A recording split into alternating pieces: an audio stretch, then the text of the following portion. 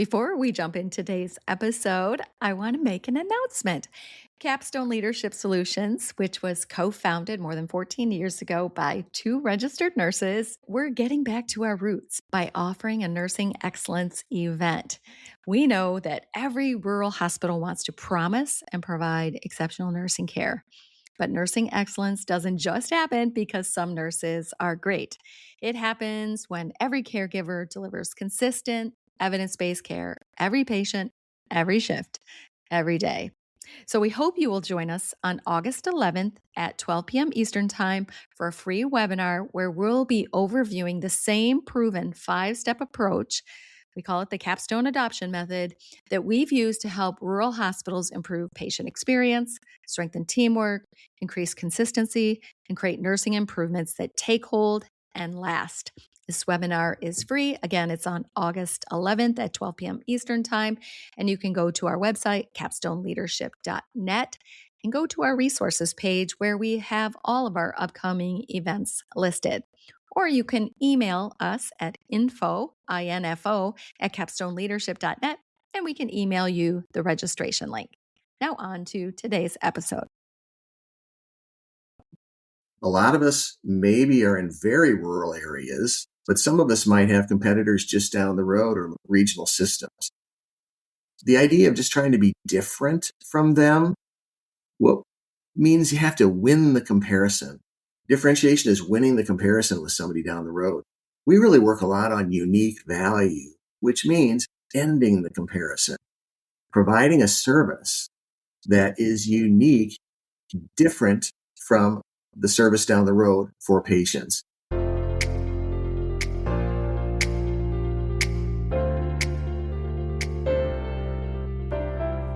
Welcome to Culture Change RX, the podcast for healthcare professionals that are committed to creating a thriving workplace culture, improving the experiences of employees and patients, and ultimately unlocking their organization's next level of potential. I'm Sue Tetzloff, your host and co-founder of Capstone Leadership Solutions. Join me and my insightful guests each week as we share actionable insights for navigating the crucial people side of the business of healthcare. Subscribe now for a weekly dose of Culture Change RX. Now let's dive into this week's conversation where culture change takes center stage. Welcome to another episode of Culture Change RX. It is me, Sue Tetzloff, co-founder of Capstone Leadership Solutions. We're glad you're here for another episode. And today is one of those episodes where I have a guest in the studio, and it is one of our own. It is Doug. He is the principal of our strategic planning division. And he's been on the podcast before. And if you've missed those episodes, we'll link them in the show notes. Welcome, Doug, and we'll start by having you introduce yourself to those who haven't gotten an opportunity to meet you yet. Thank you, everyone. I'm Doug Morse, and I help rural hospitals know what to do on a day-to-day basis to identify the right things at the right time and not focus on sort of lofty statements that don't mean anything, but instead bring a process to invite and unearth what the right steps are. Some call it strategic planning. Otherwise, we might call it knowing what to do, what services to provide in these hectic times, particularly in rural facilities. Yeah. Doug, you are such a master at this. I just want to give a nod to your process and your experience in this regard. I just want to give a little backstory here. When I first met you, I'd been doing strategic planning myself as an insider in healthcare, 22 years in rural healthcare. And I always seemed to wear, no matter what role I was in, that strategic planning hat for the organization. And then through Capstone, continuing that, even though our main work was strategy execution support. And I've always loved wearing that hat. And I had a process that I was using. So when I met you and I was really wanting to find expertise to refer rural hospitals to when I couldn't help them and or wasn't available to or wanted to back off on that, we really took the time and you showed me your entire process and the end result of that and what organizations had accomplished on the other side of that planning work. And, I just truly fell in love with your process. And now I watch organizations, and in particular in the last so far this year, you've been doing so much of this work, and so many organizations are in need of clarifying their strategies. Either they were set, but they're rethinking them with rural health transformation and other things right now causing them to reset. But so we've been talking a lot about some of the work that's come out of these planning sessions. And one of the things that I know that you work with them on is there's the word differentiation and unique value. I thought that'd be a great topic for today. So with Yeah. that kind of tee up in mind, let's dive into the part of planning that gets organizations thinking about these things, differentiation and unique value. Sure. Let's start here. For example, I spent years as a rural hospital administrator, born and raised in rural areas. And see if this sounds familiar if you're listening or viewing right now. Jammed calendars, long to-do lists, 2 and 3 pages long, literally sometimes hard to take, certainly a food break, sometimes not even easy to take a bathroom break. Scramble, rush, run every day. Let's sprinkle in a little uncertainty about what the world is going to look like.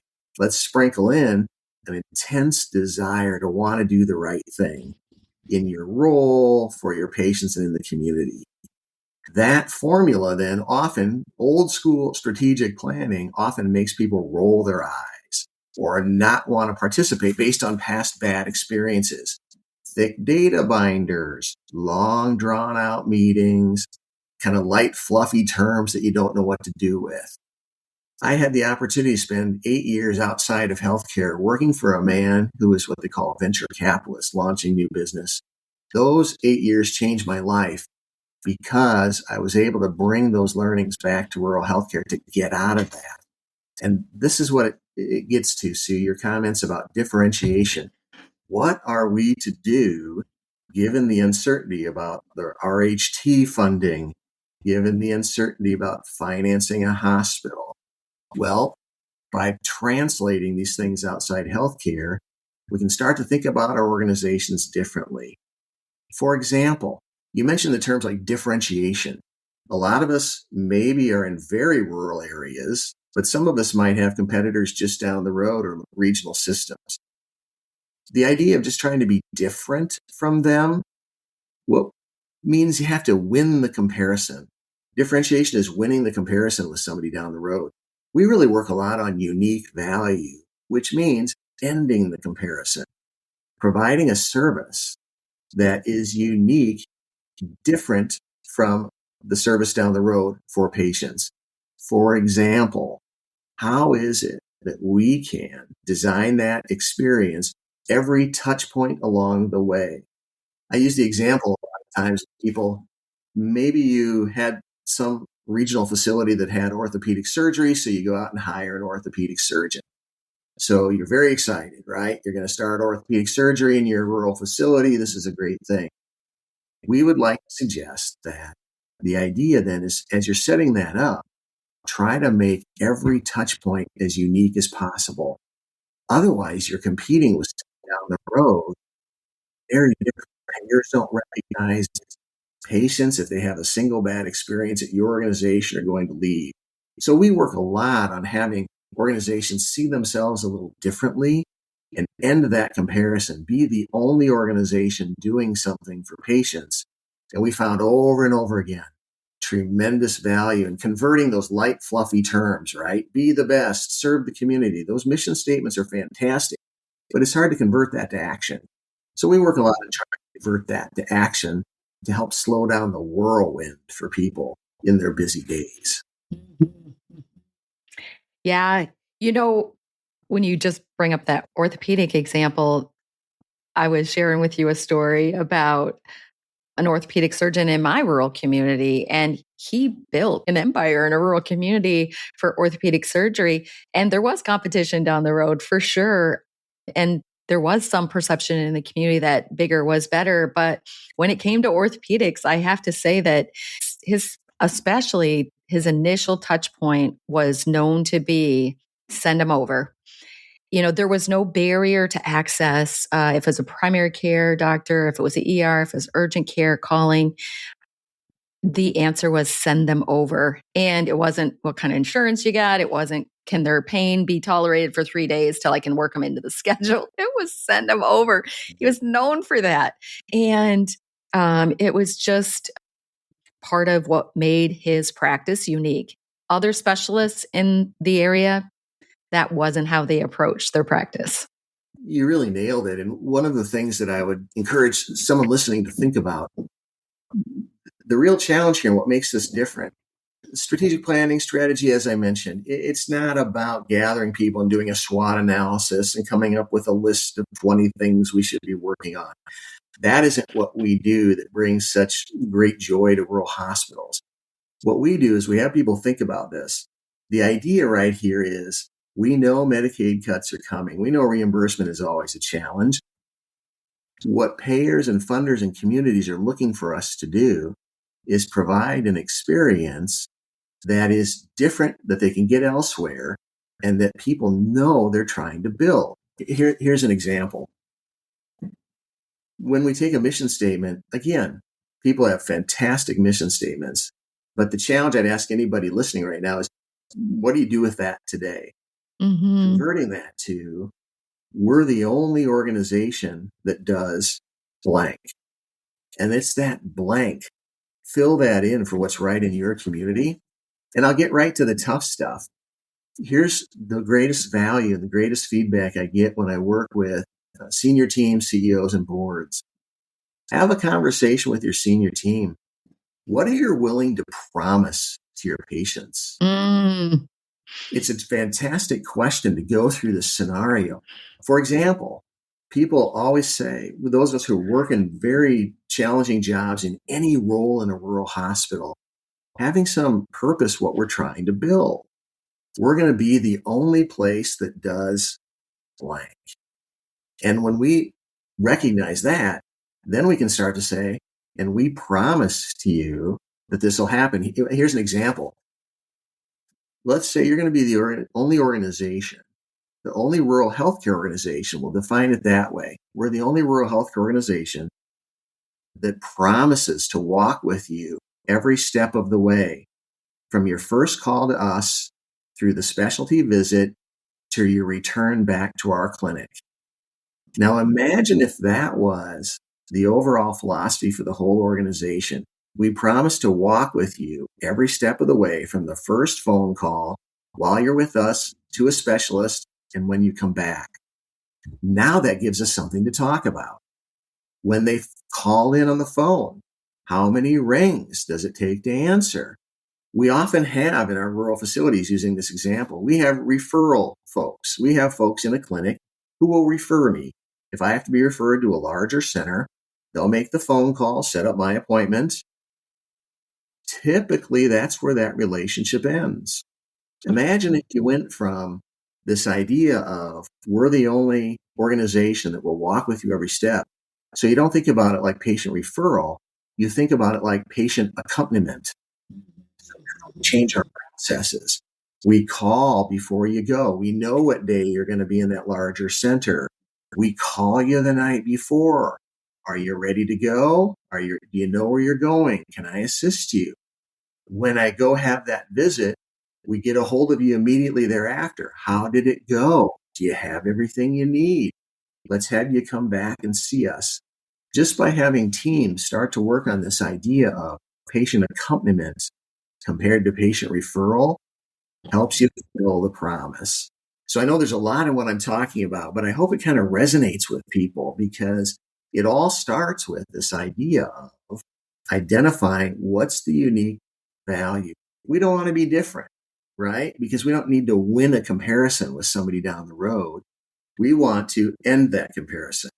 We want it to be very obvious. And I have lots of examples of this. For example, the market share measurement I like the most is, in most rural facilities, are there out of county or out of district license plates in the parking lot? Mm-hmm. This is the kind of thing that will attract the rural hospitals, the people that are really using the execution tools and team structures, are the people that know what we're headed toward. What are we going to be? So one challenge question for listeners would be just talk to the team you're a part of, whether it's departmental, whether it's a senior team. What are we going to be when we grow up? And it's answering that question that ultimately is the best way to navigate future payer cuts. Why? Because payers reward organizations that can clearly define what they're doing and their outcomes. And it takes you out of that mad scramble because you know what you're building. That's been part of the joy in working with teams, is that you're able to unearth what people already know deep down, but we don't put names on it. We don't talk about it. So our process that you referenced earlier, Sue, is really around prompt questions to hear from board members, to hear from senior teams. What must change here? What must never change here? And what will we be when we grow up? Well, we help unearth the answer. We're going to be the only organization that does X. So that's what we Oh, on, and then you can design team and execution strategies around that.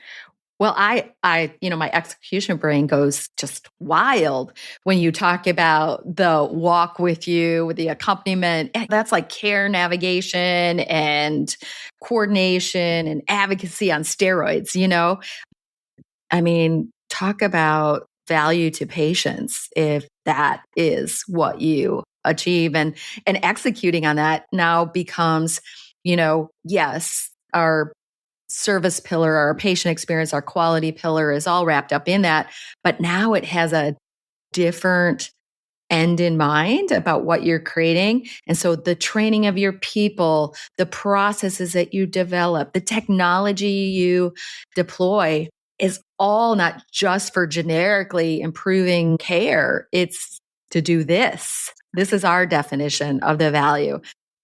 Executing on that just gets so fun. Exactly. And I'm happy to connect anybody to people we've worked with on this. This is different, and it's intentionally different because we brought it from outside healthcare.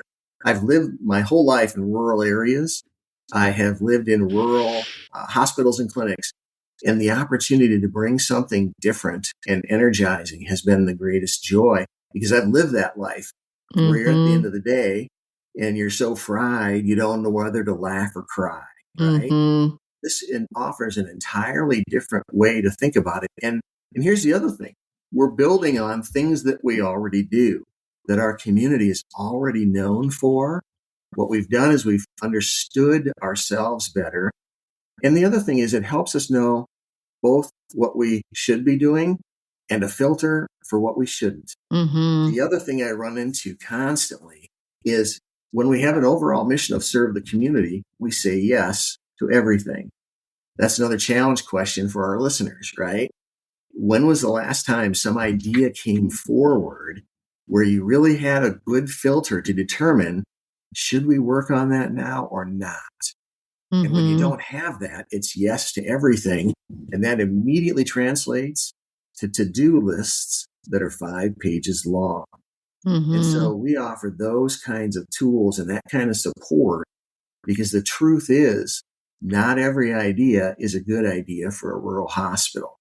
And my experience is, yes to everything is choking rural hospitals. Oh, for sure. When you go back to what we talked about, which is we're going to be the only organization, here's some examples to try to make this real for people. We've worked with facilities who say things like, we'll be the only organization that's with you every step of the way. We talked about that one. We'll be the only organization that provides service from infancy through adulthood.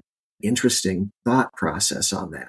We're the only organization that ties together your housing with your health care. Well, that was an interesting one because that had to do with this organization owned apartments, they owned independent living, they owned assisted living, and they had the hospital, of course, they had a clinic, and they had long-term care. But they'd never thought about it. And you could see Mm-hmm. it because the computer systems were different. The schedules were different through that. So when they started thinking about, we're the only organization that will be with you from your housing through your healthcare, suddenly integrating the systems makes more sense. Suddenly scheduling all the execution things you mentioned, Sue, start to make sense to people. And if some idea comes from left field that doesn't fit in that, what we say is not now. We Mm, develop this ability to say not now to yeah. ideas to reduce the choke. That's part of the difference in our process. And frankly, it's how companies get started. I was involved in an organization where not only do you start, but you've heard this term, many of us have heard about taking companies public. Hmm. That's what happens is a company starts, and it starts with this idea of creating something new, because the thing that provides value is its unique value, doing something different. And that's really what it's involved with. Healthcare payers, grants, this rural health transformation grant, clearly those folks are expecting our organizations to be providing unique value differently than they have before. They're not interested Hmm. in funding long term anyway. Yep, we do it just a bit better or differently down the road. Our view is that in order to secure long term funding for that and really transform the organization, you have to know your unique value and execute with a lot of the tools Hmm. that Capstone brings to people. Yeah, Doug, what this is making me spin back and remember is in my own community hospital when we truly were trending unfavorably in about every way you could measure healthcare organizations as far as their health, whether it was profit, market share, patient satisfaction, turnover, all of the quality metrics. When you looked at it, they were below average and they were trending in the wrong direction over time. And adopting a unique value vision, like you're talking about here, would almost seem impossible. Like we just wanted to turn the ship around. We wanted it not to close. We even just wanted to get it to good. And then after we did that, we were able to up level our vision. But what do you see in that regard? You kind of have to meet the organization where they're at, maybe, or not. I just Yeah, wonder what it's your a great thoughts are on that. question. If I'm hearing you right, yeah, what do you do when, things are going rough? You're in a rough patch, maybe overwhelmed. Here's what I think it boils down to. And my hair is gray enough and I've been at it enough decades now. I can be pretty candid with folks. I've been able to look CEOs in the eye because people have looked me in the eye. And what you have to ask people is, what are you willing to promise you'll do? Mm, That's really what it boils down to. hmm. And I will tell you, folks, it is incredible how difficult that question is for Hmm. most people. I physically see people squirm. What do Hmm. you promise to do? And I'm not saying it's an easy question. Hmm. I am saying it's the heart of the matter. So if your organization is really struggling, all metrics, okay, what are we to do about that? Hmm. One option is work harder, faster, more hours, check email at 4 in the morning instead of 5:15. The other option is to pull up, dedicate just a little bit of time unearthing underneath it all. What are you willing to promise? Hmm. Now, naturally, we won't hit every single patient every time. But the power of senior leaders even expressing the promise that they'll try energizes people. That's what Hmm. I've seen. And candidly, senior teams and organizations and senior leaders that can't make that promise, I think it's more spin of the same. In other words, spinning on the hamster wheel. Because really it starts with, we're going to promise to try to be something. And no matter Hmm. where our numbers are, that meets you at every stage of an organization, because there's no condition that would stop you from saying, hey, at least we're going to try and promise, right? Hmm. We're going to at least promise to do it. So your send them over orthopedic surgeon, when you have the philosophy is we'll care for every patient when they need it, you now know what your behaviors should Hmm. be. And you know that it's patient centric, not provider centric. Hmm. And so it's a great question about what can meet organizations, because we work with the folks who are really across the entire spectrum. Some organizations seem to be really shining right now, really on an upswing. Others are doing pretty well, want to get better. others are struggling. The fundamental question that can always be asked is, what do you believe you can provide differently to patients? And the answer is always with patients. By the way, I'll tee off the other learning. It's always at the patient level. Yeah, Competition, I love it. market review, market share. Notice I'm putting the little quotations around. Mm. Fundamental solution is answered in every case. Talk to patients. So this inspires me. It animates me, as you can hear it, because it animates other people. If you need the answer to any question to be a rural hospital leader, take time out of your calendar right now and go talk to patients. They will answer your question 100% of the time, because that will give you entirely new insight. And I've worked with institutions and senior teams that haven't spoken directly to patients for a long time. And I'll tell you what, it gets pretty disconnected even in a rural hospital. So to make that very specific, this would be my patient challenge. Find 12 patients, spend a half hour with each one in one day. Ask them to come in half hour at a time, one after another, and listen to their stories. And I'll make a guarantee to you, your insight and view will be different 6 hours later. Yeah. Guaranteed.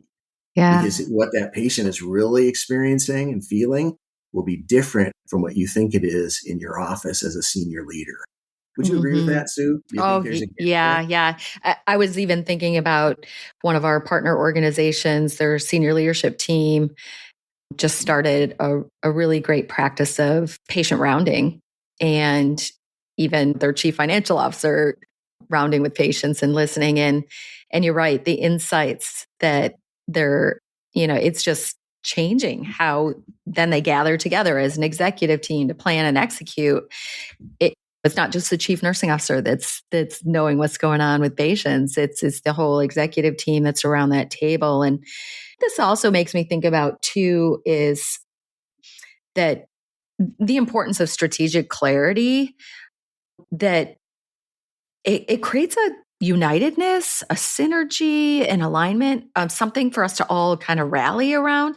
I think that organizations, many, sense a lacking of that what are we really, like you said, who do we want to be when we grow up? But when you're in an organization, you're setting that for every person that works there, staff, providers, leaders, that we have this collective, who are we going to be when we grow up? And without that, we have disalignment and we have lack of synergy around that. And it's amazing how contributions and ownership of that can change, and unitedness around that can change just when there is that strategic clarity.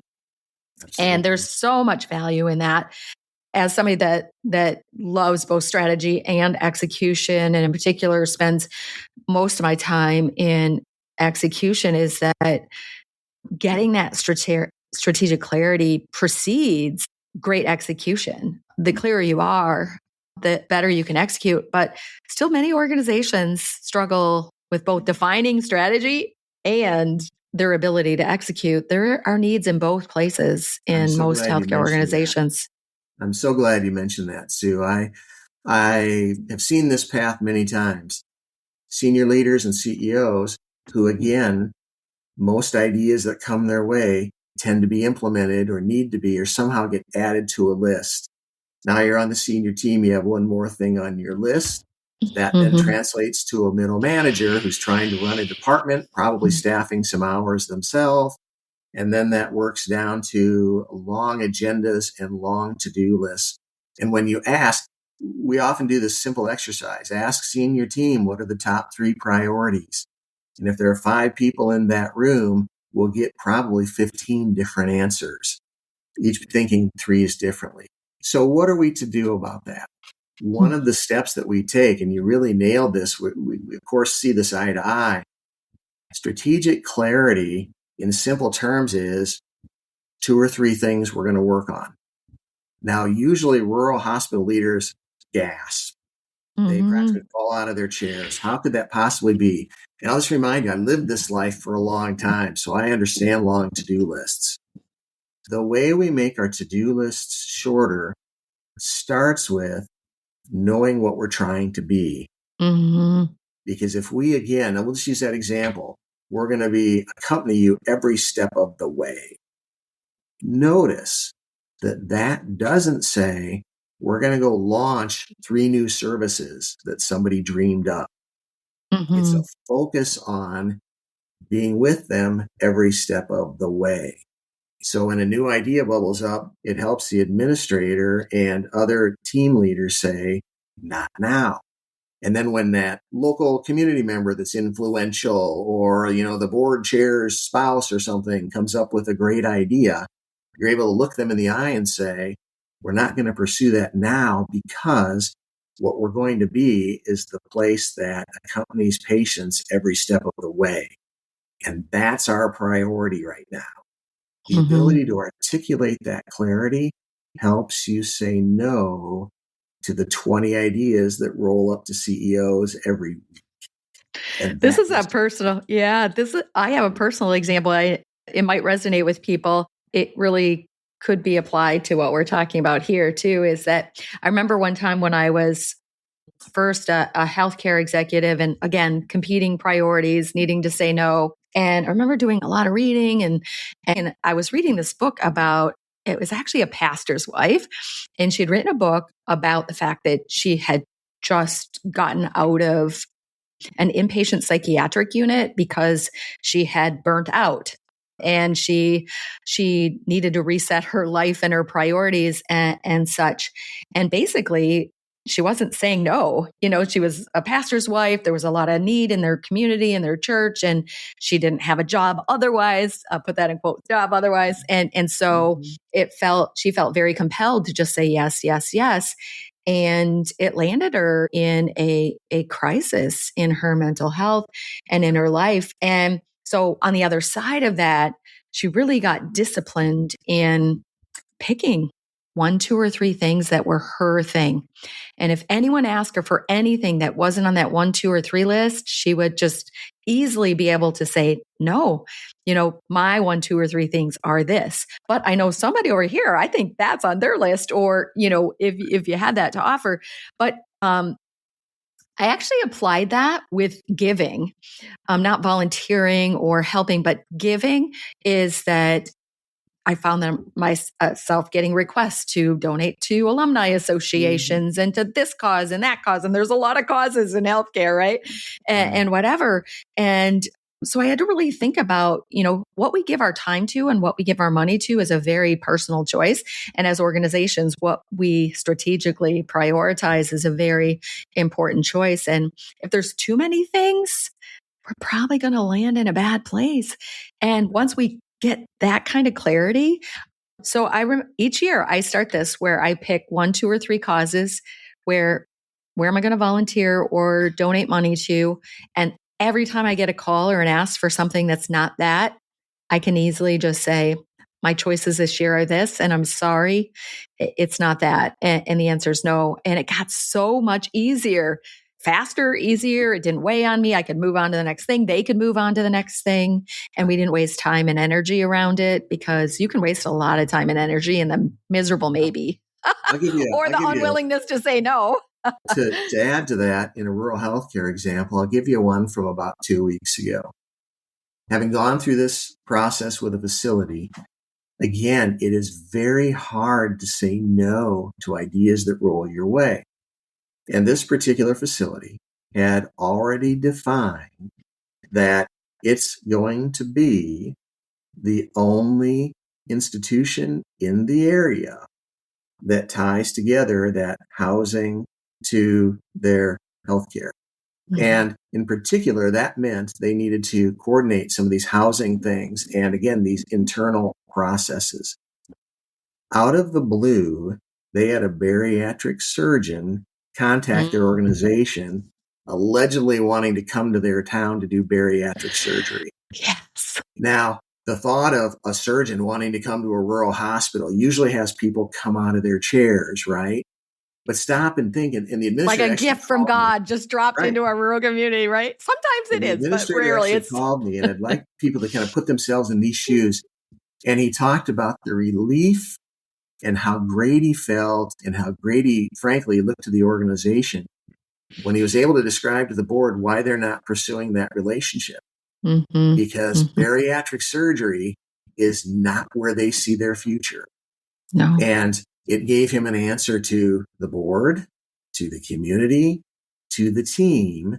And that was very liberating. And so I would ask kind Mm-hmm. of listeners to kind of put yourself in those shoes of imagine a filter that allows you to sort and put these ideas to just a handful. Mm-hmm. There are lots of levers we can pull, but the idea is we want to pull the right levers. Yeah. Life is way better when we pull the right levers. And this particular process, which includes all of the stakeholders and helps unearth usually what these unique values already are, is a way then that gives you a filter, not only to execute, but to even decide what makes the list. We Mm. end our strategic planning processes with having that a statement made about, quote, what we're going to be when we grow up. And it culminates, and Sue and the Capstone folks have run execution around it in usually about 2 to 3 major priorities. And then that gives you the ability to explain to people why any particular idea that rolls your way is either a pause or a not right now. And Mm-hmm. to-do lists become manageable because people know what we're trying to create. And even the example I used about patient accompaniment, in Mm-hmm. working with the team who had previously been patient referral, that was actually kind of their titles. It was fascinating and energizing to work with them because this is what they knew they wanted to do anyway. They wanted to walk with the patient every step of the way, Yeah. but they were constrained by the earlier idea. So when you Mm-hmm. actually, surprise, go to the people who do the work and go to the patients, we had heard repeatedly in that institution about folks falling through the cracks. We Yeah. heard that on the patient side. So, as always, the solutions at the patient, the people who do the work, the idea of accompaniment, which set in series a whole new set of processes, including, by the way, everything from the referral side to the registration area, which needs some improvement around patient confidentiality. So you catch every step in the process, and that creates great value. And candidly, it's competing on a whole different dimension than the folks down the road because they just don't think this way. They just Mm. think this way. And Mm. if you need evidence of that, I always challenge folks too. Another little thing you might think about: either you, a friend, or a neighbor, ask them to review the websites of your organization and the surrounding 3 or 4, and then have them be honest with you. Can they even tell them apart? Mm-hmm. And you're going to find probably not. And the issue I'll tell folks is payers know that. Payers know rural hospitals are all trying to do the same thing in the same way, and they take advantage of that. I come from Iowa. And we know all about commodities, right? Corn. One grain of corn is like another grain of corn, generally. Mm-hmm. There's ratings, Mm-hmm. but that's the idea. And so pricing is what they call commodity. You're all alike. So Mm-hmm. I'm going to beat you up, rural hospitals, because basically you're all trying to do the same thing. The Rural Health Transformation Grant process is an opportunity to unearth something unique for your patients so that you don't win the comparison, you remove it. Your I entirely. love that. And that's the whole approach and why this resonates to help people get out of it. And then, of course, it's the execution, which energizes people that you were talking about earlier. Yeah, yeah. And I truly believe this 34 years in the industry of small and rural healthcare. And I truly believe it that these unique value propositions that end the comparison, they are more possible in rural health.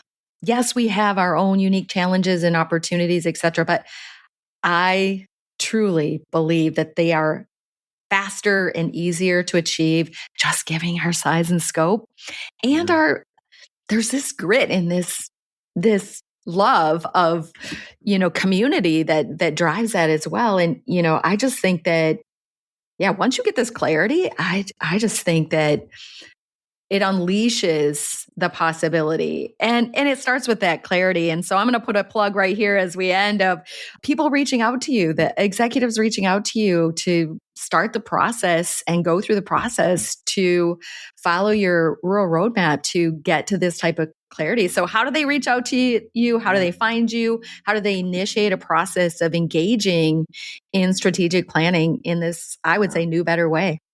Yeah, I think the message I would lead is when you're ready to talk more about it, give me a call, 641-430-7012.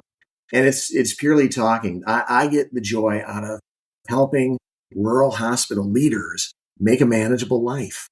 It can be overwhelming. So please give me a call. I'm also available via email through Capstone. And I have a website, www.ruralzealot.com. And my promise to you is this. I'm not at all interested in trying to sell you on this concept. What I am interested in doing is introducing you to a different way of thinking about it that others have suggested it resonates. Board members, typically we get our 5-star remarks really across the board because most board members, the last thing they want to do is another old school, slow strategic plan process that we all know, right? Ends up in a data binder, dusty. Maybe use it as a doorstop. I've gotten to the point where I'm going to be that clear with that. That style just doesn't work in the contemporary environment. So when you're ready for a conversation, kind of something different that might energize folks, please get a hold of me. I'm always willing to talk about it. It's a passion. And as you can tell, I'll talk about it as long as anybody else has energy. We do not have a person to spare in this effort. That's how I feel about it. And that's the joy of it all. So thanks for the chance to talk about it. I appreciate it. Happy to use this forum as a way to really share what's positively impacting rural hospitals right now in the area of planning, and your expertise in helping them is really serving our industry well. And we want more people to know that it's available to them. So we'll put all that information in the show notes. And until next time, because there'll be another time for you to come back, I'm sure, Doug, to be here on the podcast. Thank you, Doug, for being here and sharing your wisdom with us. Thank you. Thank you. You're welcome. Thanks for tuning in to Culture Change RX. If you found value in today's episode and you are a believer in fostering change in healthcare, join us in making a difference. Follow, rate, and review our podcast on your favorite platform. Share it with colleagues and your network. Together, we can make a lasting impact. Until next week, keep inspiring positive change.